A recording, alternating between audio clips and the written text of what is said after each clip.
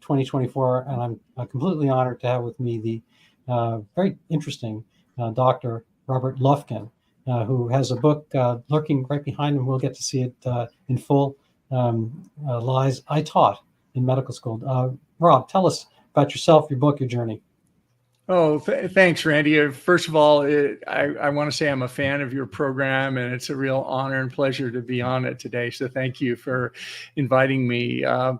My background is, unlike many people in this space, I'm not a conspiracy theorist. I'm actually from the medical establishment and still consider myself a part of the medical establishment. I've spent my whole career as a full professor teaching at 2 large medical schools in Southern California. And that gave me the opportunity to not only teach and learn from medical students and other healthcare professionals, but also to practice medicine.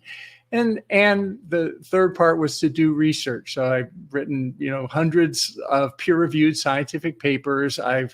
My laboratory has accepted millions of dollars in grants from drug companies and device makers, as well as the NIH and the federal government to do research. And so I love Western medicine. I think it's in many ways, it's the greatest one of our greatest scientific accomplishments. And although the book is critical of some aspects of Western medicine, I think certainly the 20th century, Western medicine has transformed our lives with public health measures and pills and surgery and treatments for infectious disease and other things that our lives wouldn't be the same today. And in fact, even today, well into the 21st century, if I get hit by a car tomorrow, I want to have a blood transfusion. I want to have a splenectomy and all my fractures set. And while lifestyle and some of the things I talk about in the book may help me heal better, in the acute moment, the life-saving things are really necessary. But the problem is, and what the book starts to address, is that in the 21st century, we're facing a new tsunami of diseases, chronic diseases, they're called. And although they were present in the 20th century, in the 21st century, they're now exploding into unheard of numbers, even accounting for population growth.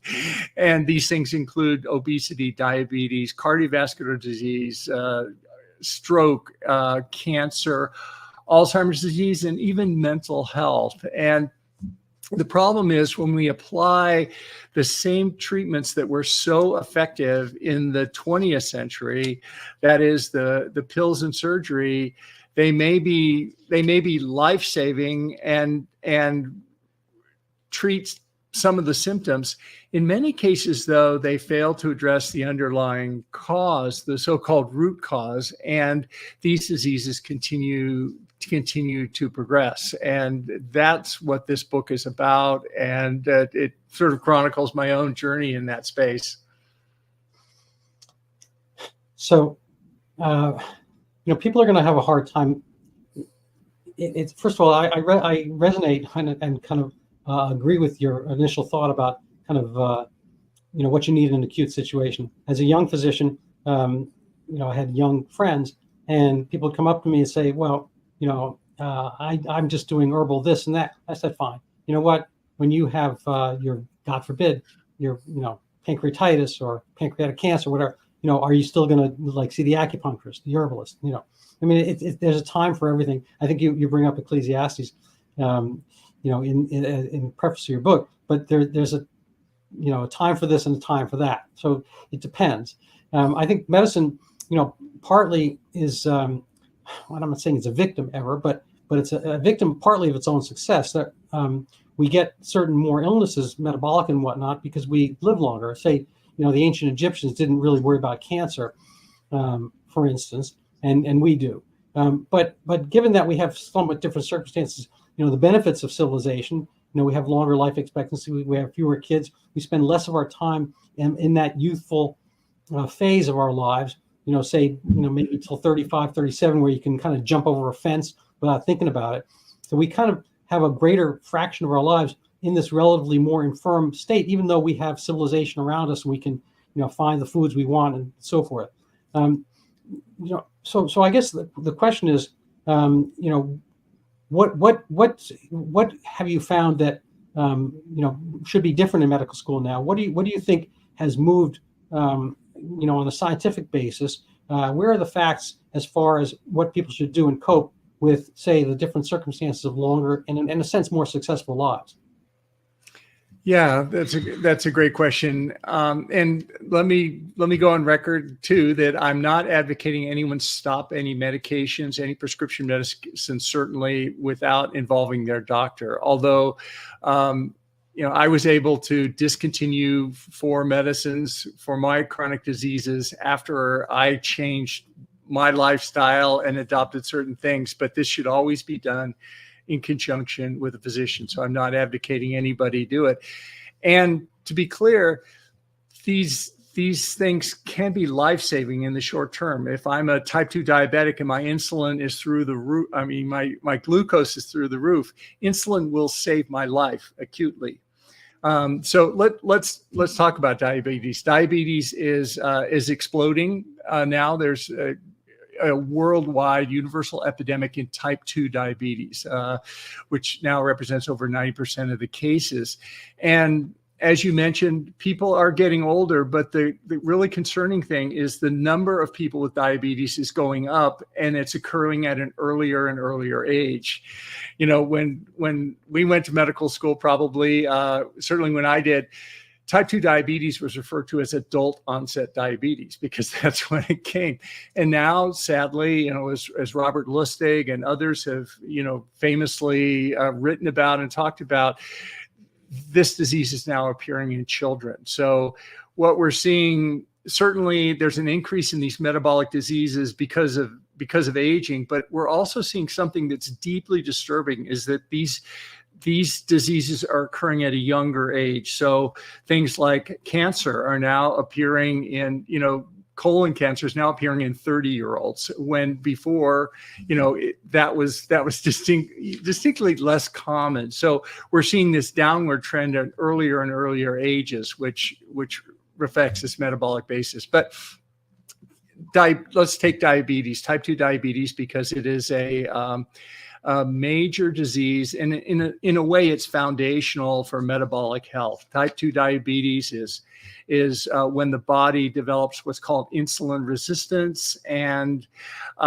it requires higher and higher doses of insulin to control the glucose. And this is treated and managed typically according to the recommendations of the American Diabetic Association, and it's standard practice that this is treated with initially metformin and other drugs, and then ultimately insulin to save the person's life. The problem is, and I think this is what's not, as an example of one thing that's not being emphasized enough in our educational process, is that diet is literally, in most type 2 diabetics, diet can reverse the disease if it's adhered to with this. And you might say, well, a diet is inconvenient. We all make choices in our life, and maybe I don't choose to eat a metabolically healthy diet. That's my choice. And if insulin and metformin and these other drugs can control my diabetes, then that's my choice, and it is what it is. The problem is, and what many people don't realize, is that by giving insulin, we'll stop the fatalities from a hyperglycemia crisis. But many of the complications of diabetes are not controlled with insulin. The long-term complications, what are those? Diabetes is the number one cause of surgical amputations, number one cause of blindness in many studies, number one cause of renal failure and dialysis, and cardiovascular disease, cancer, Alzheimer's disease is called type 3 diabetes. So there are all these downstream chronic effects. And when we treat type 2 diabetes with insulin, we turn it into a chronic disease, a chronic progressive disease, which unfortunately progresses and gets worse. The thing that I don't think is emphasized, when we treat type 2 diabetes with diet and we remove the things from our diet that drive the type 2 diabetes. And it's been shown in controlled studies, prospective studies, that for most patients, we can control the type 2 diabetes and even reverse it. And we change it from a chronic progressive disease that progresses and gets worse and worse and worse, which is what happens on insulin, to a disease where it essentially goes into remission. And I think that's an important difference that really isn't being emphasized enough. And part of it is our medical system's not set up for lifestyle changes. I have 7 minutes to see a patient, and I'm a patient. I know I'd rather get a pill than a lecture about what I should eat. But if somebody told me the pill is not going to fully control my disease, but changing what I eat will, that might right. work. And so you bring up a lot of questions. I apologize for interrupting, but I don't want to get too far ahead of ourselves. I'm not saying my questions are universal, but these are things popping into my head.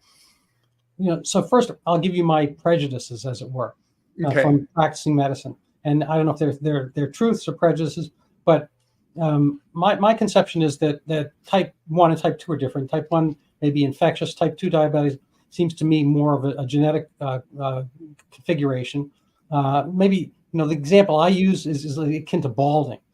Let's say, keep it to men. Some men bald more than other men. And some men are getting bald at 30, 25 even, whatever, and other men are getting bald later on. And type 2 diabetes is somewhat like that people are programmed to get it, but who knows exactly when. There are things you can do to keep some baldness at bay. There's Rogaine, Propecia, and all that kind of stuff. Anyway, but it's going to happen, and you have some genetic proclivity to it. Now, with type 2 diabetes, getting obese is going to make it happen, is going to bring that onset date. Let's say you were scheduled to be type 2 diabetic at 60, but you're 300 pounds. Well, it turns out now you're going to be diabetic at 40. So when you lose the weight, you can get back to that date that you're going to get somewhere down the line. So losing weight was always, so when I consider diet, I consider weight loss to be really the crucial part of treating type 2 diabetes. Now, I don't know if you're keeping those independent from each other as variables. When you say diet, is it weight loss we're talking about, or weight loss and certain dietary choices, or is it dietary choices without weight loss? That's a great question, because when I was diagnosed with type 2 diabetes or prediabetes, I was told to watch my diet, eat healthy food. I wasn't really told to lose weight because I wasn't heavy. Obesity wasn't a problem for me. But I was told to eat a healthy diet, and there's so much confusion about what a healthy diet is. If you go to the American Diabetic Association website, you'll see a healthy diet is oatmeal with sugar on it, but you cover it with insulin. And I was shocked by that. And then looking at their sponsors, and at the bottom of the ad was DaVita Corporation, and I go, well, DaVita Corporation, what's that? They're a dialysis, a renal failure company who, they're all sorts of pernicious influences. And I don't believe, in my heart, that human beings get up in the morning, most people, and want to harm another human being, that's including medical professionals. People don't do that. But there are these pernicious influences, both conscious and unconscious, financial and otherwise, that drive these things and drive us to the position we're in. So by metabolically healthy diet, I mean very, very specific things. And I talk about it in detail in the book, and we can go into it if you want. But for type 2 diabetes, and actually for every single one of the diseases I mentioned, and that was a shocker to me, that the same diet is effective for reducing the risk of Alzheimer's disease and mental illness and cancer and these other things. There's a common metabolic basis for many of the diseases. But anyway, the specific thing is of the 3 macronutrients, fat and protein, which are the required ones for life. If we don't eat those, we'll die. The third one is carbohydrates, which is not required, and their effect on insulin, which is the driver for type 2 diabetes and insulin resistance, and many of the drivers of these chronic diseases. And we talk about basic metabolic switches like mTOR and AMP kinase in the book, and talk about that in detail. But just in a nutshell, insulin and the glucose spikes that it drives, in my opinion, are the drivers for type 2. But the interesting thing is insulin, the driver for insulin resistance, type 2 diabetes, and inflammation, and many of the other chronic diseases and metabolic abnormalities that we talk about, insulin is mainly affected by carbohydrates. So when I eat a high carbohydrate diet with refined sugars and starches, my glucose will spike. And this is what causes the insulin to spike as well.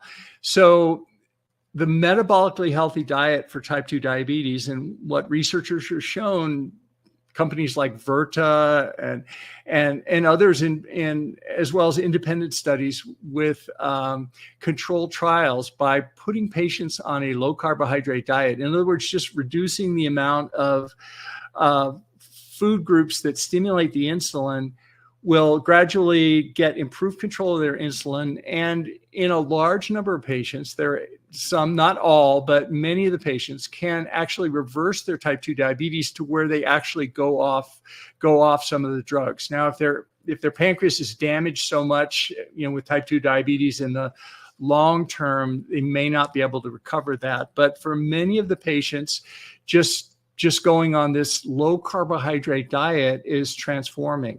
Example is in diets, there's carnivores and vegans. There's kind of the two extremes. And it's interesting, the carnivore diet is meat only. And as it turns out, meat has very little carbohydrate in it.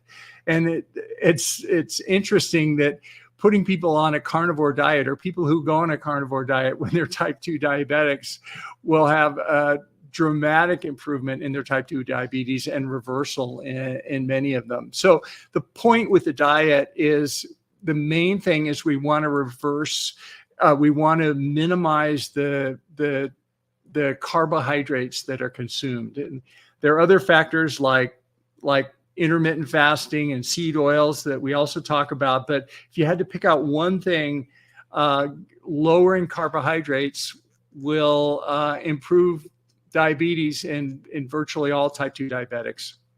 So is that what you did in your particular case? And without prying too much medically, HIPAA and all that, did it eliminate your diagnosis or delay it?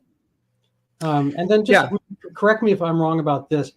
Type 2 diabetes, I've always understood as a formulation, getting back to my balding analogy, that your pancreas is, the islet cells of the islets of Langerhans produce insulin, and they just become either fewer of them, or they're producing less insulin per cell. And so you're basically having a volume issue. There's, fewer cans of tuna fish on the shelf. There's a bit of a shortage, whatever. In this case, there's not as much insulin, and you become diabetic gradually over time, little bits. So as opposed to type 1, which is kind of like all the cans are gone, all the insulin's gone all in a flash. It's getting to, if you want to maybe like sudden alopecia, all your hair drops out from chemotherapy, whatever. So you have type 1 diabetes is complete ablation, no insulin at all. Type 2 is this gradual diminution. Correct me if I'm wrong about that. But getting back to your own case, presuming that there's still this gradual decrease in the number of insulin producing cells, or the amount thereof, wouldn't you get type 2 diabetes ultimately? And how is that played out with you? And can you address it solely by these dietary means? Yeah, that's a great question. And type 2 diabetes, the way I conceptualize it is, unlike type 1 diabetes, which is an insulin production problem, type 2 diabetes is an insulin resistance problem. In other words, where the body stops responding to the glucose controlling effects of the insulin, which means that in order to get my glucose under control, my pancreas has to create more and more insulin. And we can track that with a test that most physicians don't order, but like a fasting glucose, which they do order, you can also order a fasting insulin. And with type 2 diabetics, the fasting insulin increases more and more with time. And then what you described, where the pancreas eventually burns out or eventually fails is really the late stage of type 2 diabetes, when we're producing extremely high levels of insulin just to keep our body safe because of this insulin resistance. And then eventually the pancreas will be unable to keep up, or for other reasons, and then it will fail and essentially convert to more of a type 1 pattern. But I love your analogy about gray hair and balding. To me, that was a wake-up call. I used to think of type 2 diabetes as you either had it or you didn't have it, and maybe it was genetic. Certainly it's a role, but the fact that these diseases are exploding now tells us that, it's not all genetics, because of course genetics stays constant, but the number of people with the diseases is getting more and more. But there's a fascinating study based on the NHANES data and the Framingham data of non-diabetic adult Americans, and they tracked the A1C, hemoglobin A1C, which I'm sure your audience knows is a marker for diabetes. It's glycation damage to the red blood cells. But when it crosses a certain threshold, you become pre-diabetic. And when it crosses another threshold, you become diabetic. And it indicates damage to the body from glucose spikes, from these dietary glucose things. And what this paper showed is that in non-diabetics, the A1C levels over time with aging got higher and higher and higher, which to me means that as we live older and older, that diabetes is like gray hair. Type 2 diabetes is like gray hair or balding. In other words, if I live long enough and if I don't die of something else, I'm going to get type 2 diabetes. And what does that mean? Well, how does that inform my life today? Well, this metabolically healthy lifestyle, paying attention to diet, and then, all the other things we talk about in the book, will protect me from developing this type 2 diabetes and Alzheimer's and all these other things. But I need to pay attention to it now, even if I'm not pre-diabetic, because if I plan on living a long time, and we should, we're all going to be facing changing risk patterns for these chronic diseases. In fact, the risk for all of them increases with aging. Aging is the single greatest risk for all these diseases, pretty much. And in another part of your book, you talk about aging itself. And, there is the interesting phenomenon that, I have had a series of dogs. I tend to outlive them so far. I'm not sure about this ultimate dog, but I'm planning on outliving. It's sad to say, but I'm planning on outliving him as well. Our cells, if you put them under a microscope, you wouldn't necessarily be able to tell, a dog liver cell from a human liver cell. There obviously have been trans species, part transplants, for aortic valves and whatnot. Their porcine valves and their bovine valve, whatever. So the cells can kind of work, but these animals don't live as long. There's something probably programmed within their cycles. We theoretically could, reprogram some aspect of that, but we're getting decrepit in the meanwhile. We're kind of, our joints are degenerating. There's been some damage. We don't have the same arterial set. You talk about, diabetes kind of being type 3, Alzheimer's being type 3 diabetes. Things are kind of decaying over time.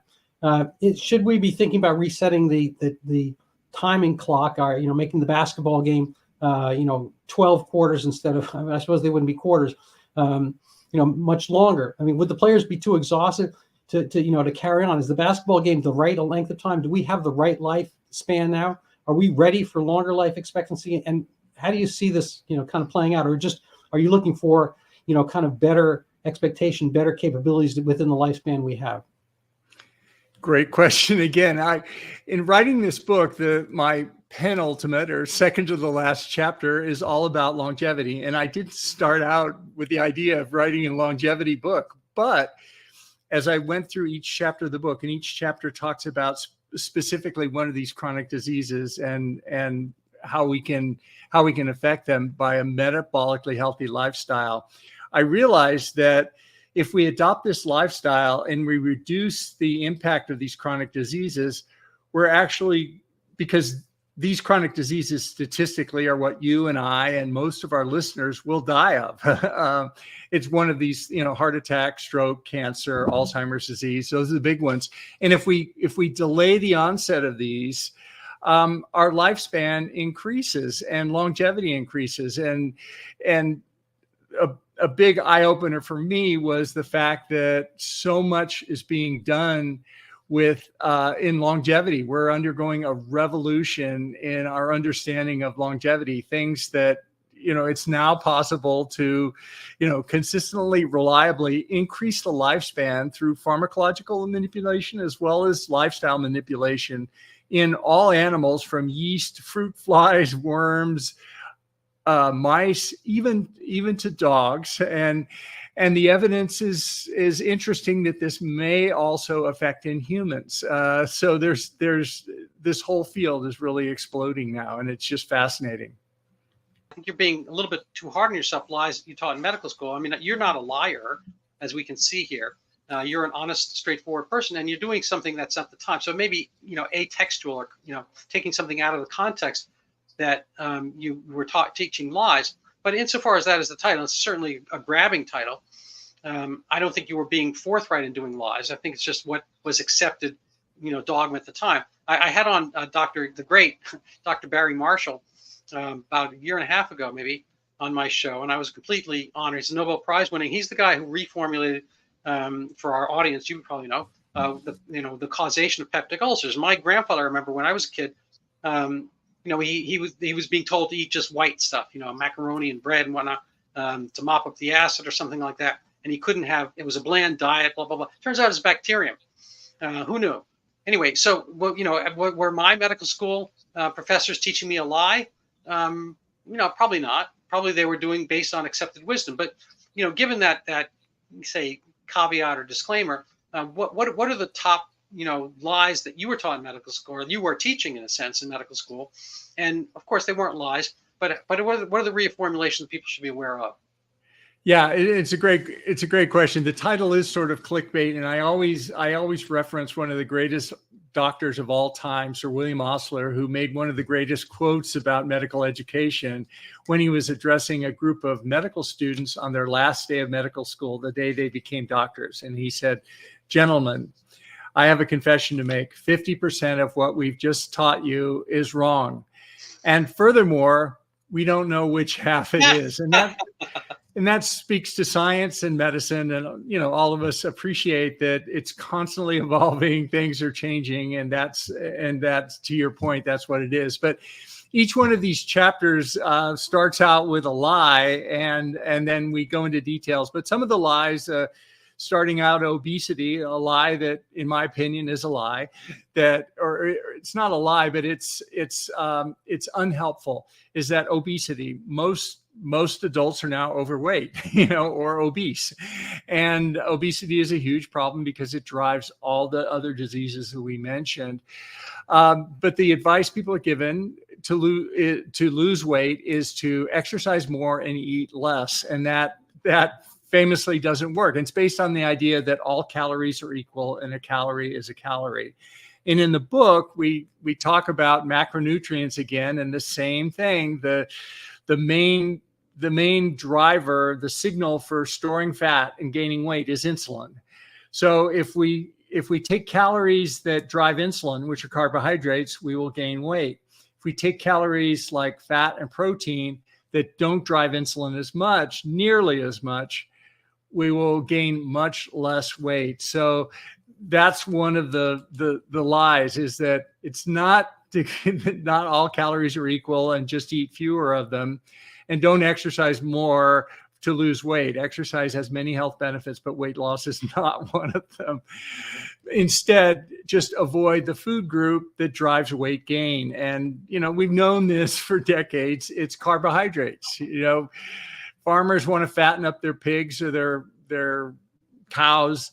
They feed them carbohydrates. They don't feed them fat. They don't feed them protein. That's what works. So that's one of the lies. And then we go on for diabetes and heart disease and cancer and hypertension, fatty liver disease. We hit all of them. And I try to point out things that are being taught today in medical school, sadly, and many of my colleagues still believe, that I believe are unhelpful and are contributing to this epidemic of diseases. Okay, so I was a chemistry and physics major, mostly chemistry, but I like physics also. And on a physics or / chemistry basis, there's Newton's conservation of energy, thermodynamics, laws of thermodynamics. We have this term calorie, which is just means heat, a heat unit. So the example I would use is, in a sense, we're burning I have a fireplace in my house. Maybe the houses, generation from now won't, but we're going to be heating our houses some way or another, and probably burning something, whether it's electrons passing through a heat pump or whatever. Anyway, so we start with a log or kindling, and it burns, and it forms carbon dioxide and water. So that's basically a carbohydrate that's burning and creating heat. It disappears into thin air. A lot of people don't realize where your actual weight loss goes. You breathe it out in the form of carbon dioxide for the most part, and water gets absorbed. Anyway, so I'm pretty agnostic about what things I put in my fireplace. I'll put in twigs and this and that, and every now and then, a newspaper, whatever, it all burns in a sense. It's all coming from a similar source. But if something is in that fireplace, it's going to burn. It's going to create heat. If we take in, say, I don't know, a hamburger, and it's got the buns, which are carbohydrate, and the meat, which is fat and protein, say, if we absorb it, so let's stipulate we don't have a bowel absorption problem. So the entire hamburger set of molecules and carbohydrates, fats, protein, they wind up in our system. We're not passing it undigested. So once it's in your system, those calories, those units, I think, have to go someplace. They have to be burned. Either that, or they have to create fat or create bigger muscles. So a kid can eat a lot more without getting fat because he's growing. So you're either growing, you're going to be burning it off one way or another, or you're going to be growing fat, say. So if you've ingested and absorbed those calories, how can they be differentiated as calorie types? Yeah, because the different macronutrients have different effects on the hormone insulin. And the hormone insulin, as you know, as a physician, is the main driver for weight gain. If I have a type 1 diabetic who has very low insulin, they will not gain weight no matter how much food I give them, no matter how many calories, they will not gain weight. And that's the picture of a type 1 diabetic. They're typically but that's a wasting thing. That's almost like the malabsorption. In this case, they're peeing out the excess sugar they don't absorb into their cells. So that's right, almost like a malabsorption. It's a malabsorption at a cellular level instead of in the gut. Well, let me take the converse then. I can take anyone practically, and if I give them insulin, if I inject them with insulin, they will gain weight, because insulin is a signal that tells our body when we absorb food and when we absorb calories into our body, it tells the cells to store fat. So the same amount of food, when insulin is turned on, a greater percentage of it will be stored as fat. An example is if I eat 100 calories of potato chips, let's say, that will spike my insulin, and a percentage of that will be stored as fat. Conversely, if I eat 100 calories of a hard-boiled egg, which is mostly fat and protein, which has very little effect on insulin, those 100 calories will not be stored as fat, but they'll likely be burned for energy or for metabolic building blocks. So and that speaks to the thing that most of us can eat one hard-boiled egg without having to eat the rest of the dozen, but very few of us can eat one potato chip without feeling the urge to eat the rest of them, because insulin also triggers hunger, which is, aside from storage and everything else, it just makes us want to eat more. Oh, so that's interesting. So you maybe see a little bit more as almost like an addiction problem.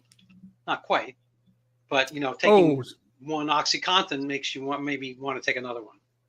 Certainly, and that's again something that blew me away. I wasn't aware of that before this book. Is that I thought it was going to be a simple thing that you educate people. You explain that sugar is eating a sugar donut is more likely to give me a heart attack than eating a, fat hard-boiled egg or something, because the sugar drives the metabolic disease that drives cardiovascular disease. And, explain the damage of glycation and everything with the carbohydrates and sugars. If you just explain it to an intelligent person and they understand it, or an unintelligent, just you explain to someone, that they will change their behavior. But it's not always that way. I have plenty of friends who they understand how bad it is, but the next time I see them, they're pouring sugar into their coffee, and I realize that education is great. It's the first step, but for some of us, for many of us, it's an addiction. And I confess, I'm a junk food addict. I can't keep the stuff in the house, and junk food, which is largely carbohydrates and also, seed oils and, some other things we talk about, but largely carbohydrates. This junk food, this addiction, sometimes it's not enough just to know that it's bad for you, but it involves, coaching, or you may want to join a community and get support from your friends. And we talk about that in the book. And in fact, it speaks to how some sugar addiction coaches are now using low-dose naltrexone, which is famously a physical addiction drug that's used on very serious addictions. And not to say sugar addiction isn't serious, but when it's applied, it helps people get off junk food and these junk food addictions as well. So it's a complex thing. It's not a matter of just, understanding it. We're driven by our impulses, childhood traumas. We all have childhood traumas, to varying levels or not. And we all have things in our past that influence us, I believe, on a subconscious level that I think that's an interesting point there. I actually was talking with an online buddy, Theo Jordan, yesterday, and I'm going to have that posted. He's on Twitter. That's actually a pseudonym, but interesting man. And we were talking about the food pyramid, and my, I guess, childhood experience with it and so forth. I was thinking that if people in public health cared, vastly about public health, they wouldn't just be, focusing on food. I mean, I understand the thrust here is mostly on diet and whatnot. But I think you're bringing up an extra ancillary special point, which is that, from my understanding, the greatest kind of change in longevity people can get is by doing something social. Like people who are married, I think, live 5 years longer than unmarried. People who go to church, it's almost the same. It could be some overlap. I'm not saying 5 plus 5, but these kind of community things that keep you bonded, grounded, happier on a regular basis, wholesome, and avoiding as much hang gliding and binge drinking and whatnot will keep you jumping. Will keep you or going into the Boeing space shuttle, whatever it happens to be, are gonna keep you more. And in their case, it would have kept them literally grounded. The people who didn't go on the Titanic Explorer would have kept them literally grounded. But it's so speaking to the spiritual aspect, being part of a group, being part of affirmation. I never really watched it much, but I'm sort of a partial fan of the show The Biggest Loser, because it was a bunch of people who are obese and what did they have in common? They had obesity and the fact they're on this show and pursuing a prize. And so having a prize and having, I suppose, trainers and whatnot alongside, nobody didn't lose weight. There was one Biggest Loser / winner, but nobody gained weight. Nobody's weight stayed the same. And I'm not sure they used all the same patterns of weight loss, but having motivation, I think, is part of it. They say that the best way to quit smoking is to have a heart attack. I say that tongue in cheek, but as far as all these other methods, it's like when you have that heart attack, God forbid, that's when it all becomes real to you that you have to do something. So people stop smoking, most when they have a heart attack. We don't want that to happen in this case, but, so there hasn't been a question yet as far as that goes. But I'm wondering, do you think there's kind of a, I don't know whether you want to grade them, but is there like a larger spiritual and emotional development to some of these, issues we have with obesity? Yeah, I mean it's complex, and body image and shaming. There's a whole thing, but overall, for all these chronic diseases and looking at the end game, longevity itself, I think one of the biggest factors is mindset and purpose. Why are we doing these things? Why do we want to live? I mean, there's nothing I love more than baked goods. Well, actually, there's one thing I love more than baked goods and sugary things. That's how I grew up. And the one thing I love more than those are my two kids. And I want to see them graduate from high school, and I want to see their grandkids, So we all can, find our own source of purposes through a spiritual practice and through just what we want to do with our lives. I think retirement is really overrated, and Yeah, I'm kind of with you on that. Yeah. I mean, I talk to a lot of people about longevity, and they say, hey, you're going to get another 30 years in your life after you retire at 65 or 70. What do you think of that? And they go, great. What are you going to do? Well, I'm going to golf, and I'm going to see my kids. And even then they start to think about it, and they go, wow, 30 years of golfing, or 30 years of seeing my kids.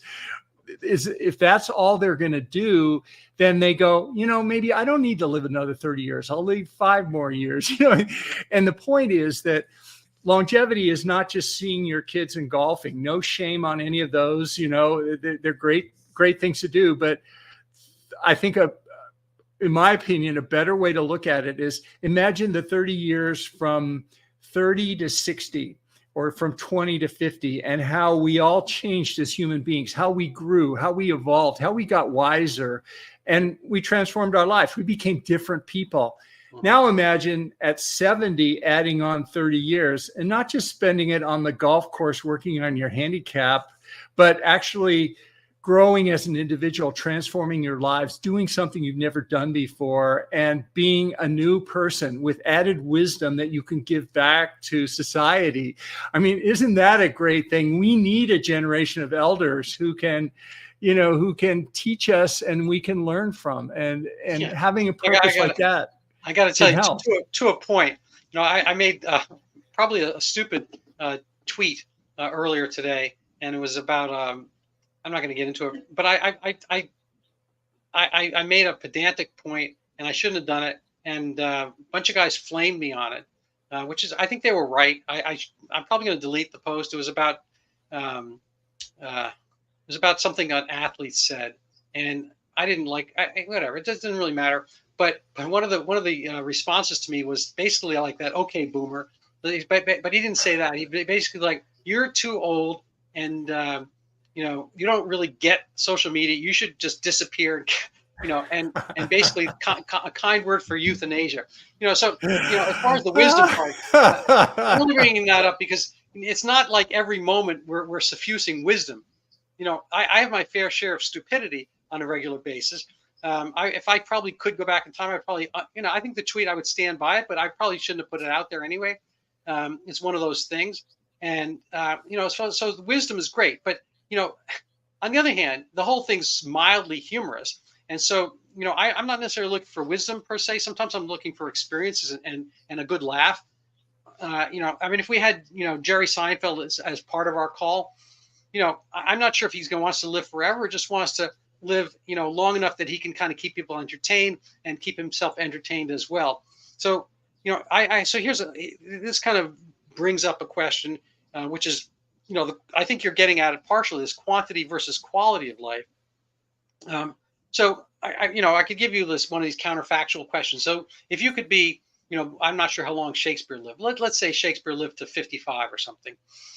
If you could be Shakespeare and live to, 95, but not have written any plays and just be, I don't know, a Baker or Thatcher or whatever, would that be a better Shakespeare? Or would you rather have been William Shakespeare living to 55, or Mozart, for instance, better example, lived to 35. I don't know if he got, tuberculosis or consumption, whatever. But pretty much everyone knows Mozart, and nobody knows his neighbor, Johann Schmidt, who was the baker. Yeah, that's a great question. I mean, and certainly it's health span in addition to lifespan. Nobody wants 30 more years in a nursing home, and a lot of people conflate infirmity with old age. You know, when people bend over and lose height as they get older, that's not old age. That's osteoporosis with fractures of your spine that's lowering your height. When people get forgetful at old age, that's not old age. That's dementia and neurodegeneration. They're not the same thing. And, you know, people don't want to be infirmed and old, but they may, if they're given a choice of a healthy lifespan. To your question, that's a great one. I guess it depends on how much you appreciate Mozart music and Shakespeare's plays versus your own experience of life and your own sense of purpose. And you know. Yeah. So let me ask you, as far as the particular, when, you know, to get granular, I guess, you had the type 2 or pre-diabetic, whatever diagnosis. I'm not sure how long ago. What did you do specifically, and what are you continuing to do? Both, you know, when you talk about lifestyle, what specifically did you do and or maintain yourself doing? Yeah, and it's no secret. I talk about it openly in the book. The 4 diseases I had: a type of arthritis called gout, a type of pre-diabetes that we've talked about. I also had dyslipidemia, and I also, which was abnormal blood fats, and then I also had high blood pressure, which most adult Americans have. These are epidemic things. And the changes I did, which, you know, I go into detail in the book, but in a nutshell, was lifestyle. So diet, I changed immediately to the things that I've talked about, and a couple other things. But as you mentioned earlier, it's not just enough to change your diet. You have to look at things like sleep. If sleep is disordered, you know, the famous experiment with college students, and you deprive them of sleep, they all become diabetic. You know, they become insulin resistant. So they're metabolically messed up just from sleep. Similarly, exercise, both mental and physical exercise. I've never touched a barbell. I've been in a gym, but never lifted weights. I just started a weight training program. I'm going in 3 days a week for an hour. I want to build strength, not because I want to compete with Arnold Schwarzenegger down the street, but I believe it's healthy, and, you know, and people as they get older should maintain strength and weight training. And I noticed I wasn't doing that, but also mental exercise, learning a language, or other things you can do with your mind. And then finally, perhaps most importantly, is stress. And along with that, the mindset and the sense of purpose. And stress is really fascinating, because stress, when you think about it, it drives all these metabolic diseases. But the stress I have in my life is not what happens to be in my life. The stress I have in my life is a result of how I react to what happens to me in my life. And the same thing, the same event out in the world, which can be very stressful to one person, let's say an operation, which is painful and, you know, it hurts and it's very stressful. The same similar operation to another person can be a joyous event, like having a baby through a C-section. So stress is really interesting that way. But those are the things I reversed, I've changed in my lifestyle, and the results happened fairly quickly. You know, with dietary changes, your glucose and your A1C drops fairly precipitously. Some of the other effects took a little bit longer time, but, you know, as we discussed in the book, I was able to reverse all those medications, and now essentially those are in remission through lifestyle. Mm-hmm. So getting to the dyslipidemia point, you know, we I think we're near contemporaries, but you tell me, you know, we were going over, you know, cholesterol as the agent of atherosclerosis. And you have some charts in your book about, you know, a little bit perhaps cherry picking according to the different countries' diets and how they pertain to atherosclerosis. It was, you know, 6 countries picked out by the researchers, you know, Japan on the lower end of the scale, and United States on the upper end, and some of the European countries between. Italy, it comes from Japan to Italy to maybe England, France, Germany, and then the United States having the higher rates of atherosclerosis. I'm not sure, how refined that study was back then. I think it was done in the 50s, but you tell me. And that they had left, 18 other, 16 other countries out. But when those 16 countries were put in on your graph, I didn't see which they were. Were you saying within your book, and do you say now that there's some disorder, and is that one of the, say, quote unquote lies, or things that need to be adjusted in our perception of dyslipidemia bringing on atherosclerosis, and or presuming we can agree that this cutting down of arterial gauge and size is probably the end point of disease causation. Yeah, I think the particular point is that LDL cholesterol has been demonized as the cause of heart attacks. And if you look back in the history, throughout the first half of the 20th century, everyone was eating a fat diet, a high-fat diet. No one had heard of a low-fat diet. Yet heart attacks started exploding, and the risk of heart attacks just went through the roof, and culminating in the president of the United States, Dwight D. Eisenhower, having a heart attack in the 1950s, and it brought everyone's attention to it, and it triggered Ansel Keys, whose articles you reference, began studying possible causes of heart disease, and he came upon LDL cholesterol. Yep. But if you think about it, what was causing Dwight D. Eisenhower's heart attack was not the high-fat diet, because people had been having a high-fat diet. It was smoking. The cigarette smoking had taken off in the 20th century, and it went through the roof. And when smoking cut off, heart disease rates dropped. But there were other factors at play. This LDL cholesterol, this diet heart hypothesis, became very popular to the point where there was a Senate committee. It became national public health policy to have a low-fat diet and a food pyramid. And American Heart Association was essentially financed from Procter & Gamble from a multi-million-dollar grant, which is the maker of Crisco or other oils. So they're called seed oils that they have a lot of bad effects, in my opinion. They're very harmful, but they happen to lower LDL cholesterol, these vegetable oils. And so even today on the American Heart Association, their website, they say that vegetable oil is a heart healthy oil, and they recommend it, but it's all about lowering LDL cholesterol. And the statin drugs came in, and they were something that we could do to help heart disease, and that was lower LDL cholesterol. The problem is, and we talk about this in the book, is that there are many risk factors for heart disease. LDL cholesterol is a very, very small one. And the improvements with statins and fatalities with heart disease is about 1%. But wait a minute, that's the number one killer, right? For all of us is heart disease. So I'll take 1%.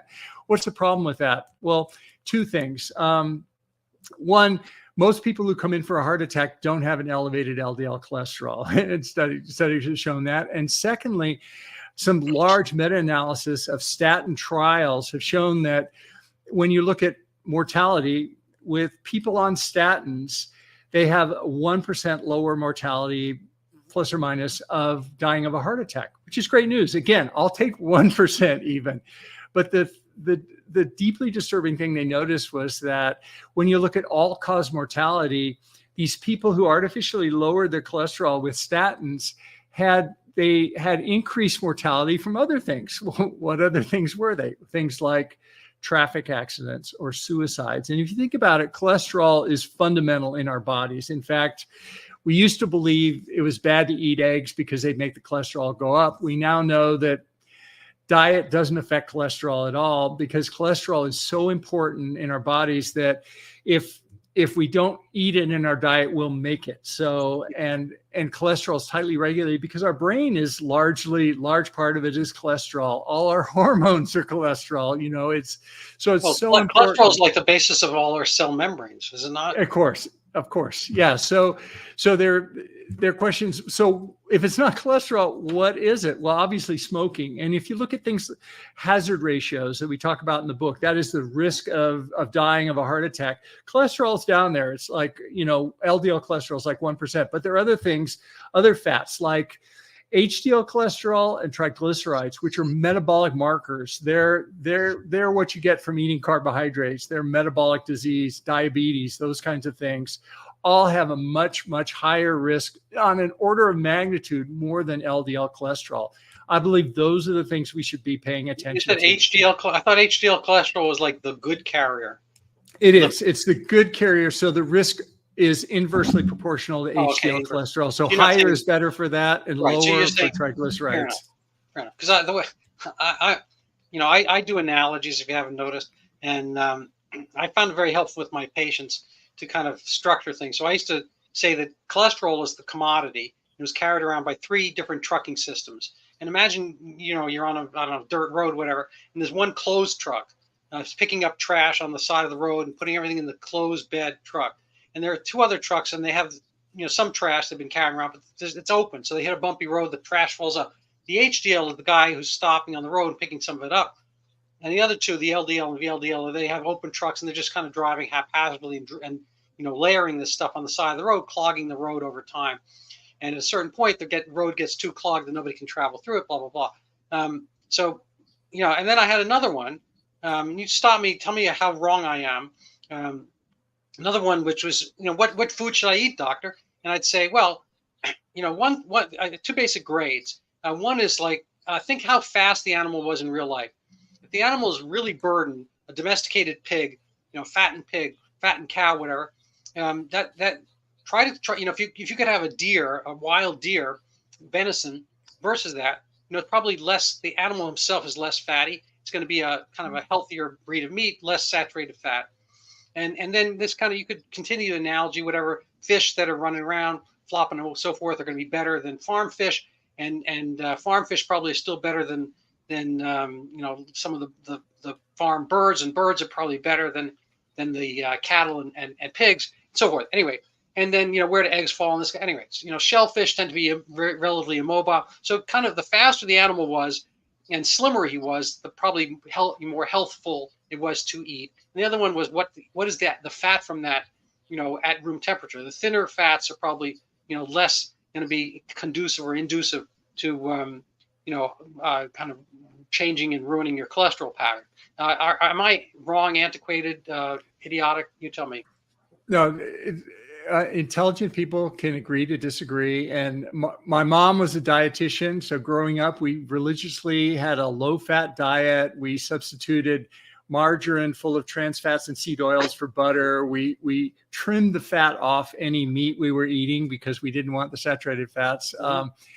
I now believe that's unhealthy, and I eat a low carbohydrate diet, which means essentially those 3 macronutrients, we don't really change the amount of protein. So if we go to a low fat diet, it's a high carb diet, and if we go to a high carb diet, it's a low fat diet, vice versa. Excuse me. So now I'm eating a low carb diet, which is a high fat diet, and so personally, I don't count calories. I don't worry about saturated fats. I worry about seed oils, which are the processed oils I mentioned, the vegetable oils, canola oil, those sorts of things. But saturated fats, I don't bother. I eat avocados and coconut and meat with saturated fat because I believe that is healthy. Fair enough. So what about, we use olive oil. We have butter. We don't have margarine. But I understand some of the things that people go through at times. So on one level, how much of this are we kind of over? We're sort of redundant, but how much of this are we over obsessing about? Is food just fuel, and should we be worrying about getting our next Shakespearean play out or Mozartian operetta, whatever it happens to be, getting your next book and so forth. And is diet kind of standing in the way of our, working on bigger, better things, fixing your tennis game or, getting something for the wife or, I don't know. You tell me. It's a really important question because something happened in the 1980s that changed. In other words, obesity took off. there's a new liver disease that appeared in the 1980s that had never been seen before. It's now the #1 cause of liver transplants and liver failure. We have a whole chapter on non-alcoholic fatty liver disease, which I believe has this metabolic basis. Other things happened though too. All these chronic diseases took off like right about in the 1980s. You can see. So what was it? Was it sushi? Was it, Milli Vanilli? Was it, what happened then? And food is a likely, it's a good place to start because one, we know that by changing our diet, we can immediately change our metabolic health. Our hemoglobin A1C, these metabolic markers change dramatically. And second, it's the food. Food is the medicine that almost everybody on earth puts in their mouth every single day. So it's something that we do. Not that sleep and exercise and stress aren't equally important, but my bet is something in the environment. I mean, and I think it's food, and seed oils happened to really explode in the 1980s. What else happened? Well, interestingly, every frying device, every fast food fryer in the world switched from healthy beef tallow, which is very stable at high temperatures, to vegetable oil, which is much cheaper, but turns into really dangerous compounds, which now all fried foods, essentially all fried foods around the world, beginning in the 1980s, now do this. There, other things that happened. High fructose corn syrup came into play in the 1980s. Coca-Cola and Pepsi famously switched their formula from cane sugar, which was more expensive, to high fructose corn syrup, which is much more stable, and it's subsidized by the federal government. So it's cheap because all our corn subsidies pay for the junk food. And that's one of the reasons why junk food's so cheap. But yeah, it's a great question. And, something happened in the 80s and, we need to figure it out soon. So we can do something about it. But we put some ideas forward in the book about what it might be. Well, you've been a very gracious guest, and I give you extra bravery points for sticking out the entire episode. You may not see it. Hopefully, you won't see it on an edited version, but it might be a little bit choppy because I don't know what it was. The computer genies didn't want this conversation to happen, and they were running around either one or both of my screens or the server. I can't tell. So we had some technical glitches, but certainly you don't have any. You seem to be functioning on all cylinders up there. And I recommend people find and buy your book. I actually don't have it up on the screen, but I'm going to remove myself for a second so people can see it behind. Sure. Oh, there it is. And if people want, they can download a free chapter on my website if they'd like, to see if they like the writing style or if it's something that resonates with them. Yeah, so I had a bunch of pages to show, but because I rebooted, I don't have them here. But people can buy your book on Amazon. I think they've probably heard of Amazon. It's a river in South America, and also apparently a small web startup. I don't know. This guy, Jeff Jorgensen, he changed his name to Bezos when he was young. You can find it there. And while you're at it, if you want to, after you buy the illustrious Dr. Lufkin's book, you can go look at my Overturning Zika. It's about the pandemic that never was. Interesting part, it wasn't really a lie taught in medical school because I had never heard of Zika in medical school. Had you? I had not, no. So the most closest I came was Zima, the pseudo beer. And then Zika came along, and it's disappeared. My book talks about the mysterious disappearance thereof. So thank you so much, Rob. And I learned a lot. Your book is fabulous. It's formatted wonderfully. I didn't really get a chance to show the pages because the conversation was so thrilling. But I commend people to buy it, and I'm enjoying it very much. Oh, thanks, Randy. I appreciate all the great questions and our great conversations. And I'm looking forward to getting you on my podcast so we could talk about your book and your story. So I can't wait for that. All right. Thank you so much. Have a wonderful day. Thanks.